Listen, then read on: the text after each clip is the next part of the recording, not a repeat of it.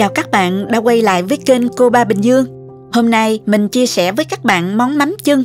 Đây là món ăn dân dã vô cùng quen thuộc. Vị mắm đặc trưng rất bắt cơm. Có thể nói chỉ cần nghe mùi thơm thôi là đã đói bụng rồi. Thường món này hay được chưng trong chén, nhưng hôm nay mình sẽ làm hơi khác một chút, giúp món mắm chưng không những ngon mà còn đẹp mắt nữa.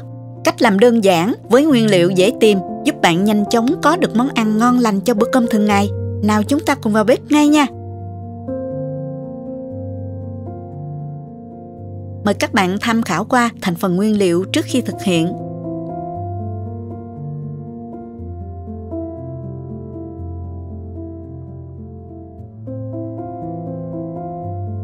Đầu tiên mình băm nhuyễn hành tím. Mình sử dụng 3 củ hành tím nha, khoảng 25g đó các bạn.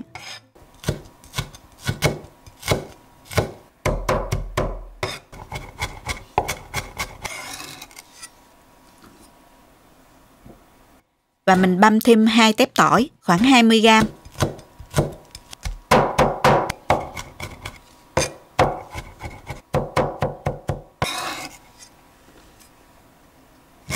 Mình băm nhuyễn một ít gừng, khoảng 10g thôi các bạn.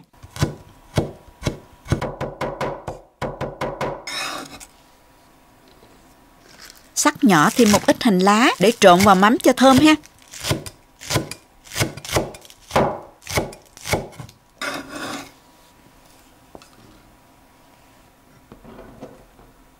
Và mình xắt thêm vài trái ớt để trang trí và ăn kèm nha.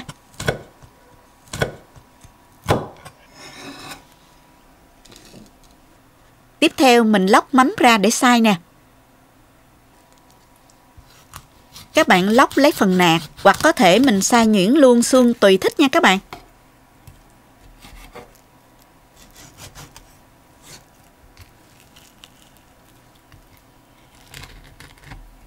Mình cắt khúc ra như thế này và cho vào máy xay.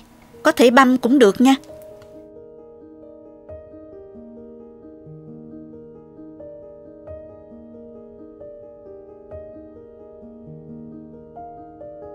Mình xay nhuyễn giống như xay thịt vậy đó các bạn.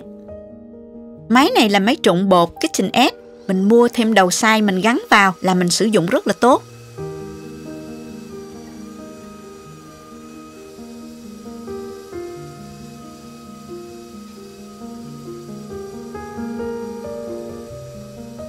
Các bạn nên chọn mắm cá lóc, mắm cá thu hoặc mắm cá sặc, loại nào cũng được ha. Mắm nhỏ thì mình xay luôn xương nha các bạn. Mắm thì có bán rất là nhiều ở các chợ hoặc tiệm bán đồ khô ở Việt Nam. Còn nếu bạn ở nước ngoài thì tìm mua ở các chợ châu Á sẽ có. Mắm này mình mua ở chợ người Việt Nam, dịu và thơm lắm. Mắm được bảo quản trong hũ như thế này. Tiếp theo thì mình cho vào chảo 1 muỗng canh dầu. Khi dầu nóng thì mình cho hành tím, tỏi và gừng vào, xào lên. Khi nghe mùi thơm là được rồi đó. Mình hay làm cách này giúp hành tỏi thơm dịu, dễ ăn. Nếu bạn thích mùi thơm nồng thì bạn có thể bỏ qua bước này ha.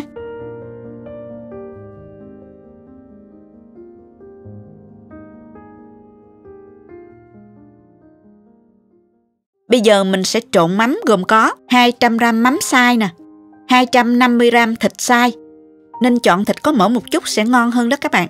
Tiếp theo mình sẽ nêm gia vị gồm có 1 muỗng canh đường, nửa muỗng cà phê bột ngọt, nếu bạn nào không dùng bột ngọt thì mình không cho vào nha. Nửa muỗng cà phê tiêu, nửa muỗng canh nước mắm. Và cho hết lượng hành tỏi gừng đã xào thơm lúc nãy vào luôn. 2 muỗng canh hành lá sắc nhỏ. Bạn nào ăn cay thì mình cho thêm ớt băm vào nha. Cuối cùng là 5 cái trứng gà. Nếu dùng trứng vịt các bạn cho 4 trứng ha.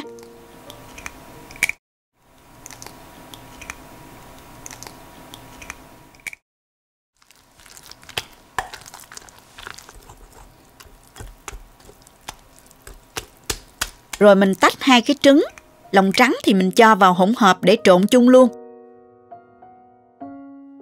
Để riêng lòng đỏ chút nữa mình sẽ dùng để tráng mặt.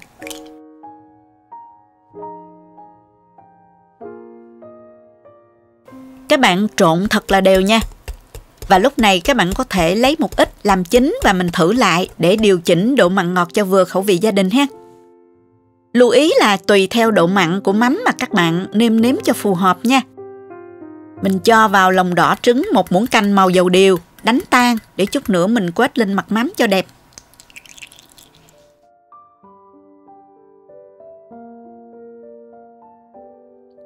Và bây giờ mình dùng cái khuôn này để hấp nè. Cắt giấy nín, lót dưới đáy khuôn để khi chín mình dễ lấy ra đó các bạn. Các bạn có thể cho vào chén hoặc tô hấp cho tiện cũng được.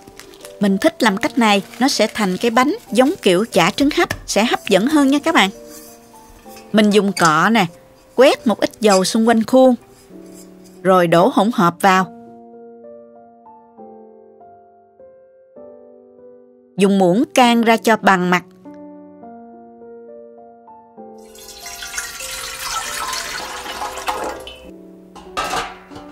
Sau đó cho vào xửng hấp. Để hơi nước không rơi xuống mặt mắm chưng thì mình dùng một cái khăn cột vào nắp đậy và mình đậy nắp lại. Và mình hấp với lửa vừa trong thời gian từ 25 đến 40 phút là chín. Tùy theo độ dày của khay đựng mà các bạn canh thời gian ha. Sau 35 phút tính từ khi nước sôi thì mắm bây giờ đã chín rồi các bạn. Mình dùng tăm nhọn xiên nè. Nếu thấy tăm nó khô như vậy là mắm chưng đã chín rồi đó. Bây giờ mình cho lòng đỏ trứng lên mặt.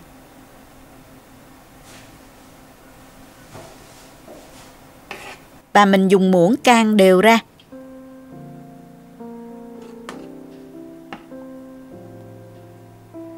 Xong rồi mình đậy hở nắp và mình hấp thêm khoảng 10 phút nữa cho mặt trứng chín nha. Mình đậy nắp hở giúp lớp mặt giữ được màu đẹp và không bị tái màu đó các bạn. Và đây, mình đã hoàn thành xong món mắm chưng. Nghe mùi thơm của mắm thèm cơm quá các bạn ơi.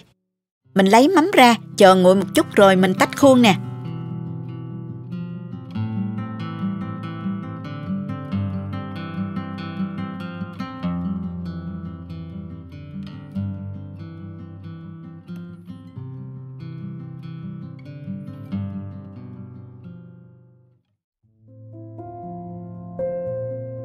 Trang trí lên mặt mắm, ớt và hành sợi.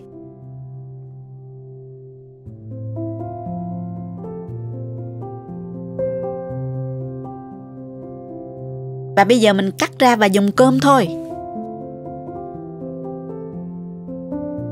Mắm có vị đậm đà đặc trưng nhưng không quá mặn, vị béo của thịt pha chút mỡ, vị bùi của trứng, mùi thơm nhẹ của hành tỏi gừng hòa quyện với mùi thơm dịu của mắm rất là kích thích vị giác. Đặc biệt không tanh chút nào mà rất thơm luôn nha. Món này ăn với cơm nóng hay cơm nguội đều rất ngon. Có thể ăn kèm với một ít rau thơm hoặc dưa leo cà chua càng thêm hấp dẫn. Chúc các bạn chưng mắm thật ngon cho bữa cơm gia đình. Nếu thích cách chia sẻ, nhớ like và bấm đăng ký để xem những món ăn mới của mình nha.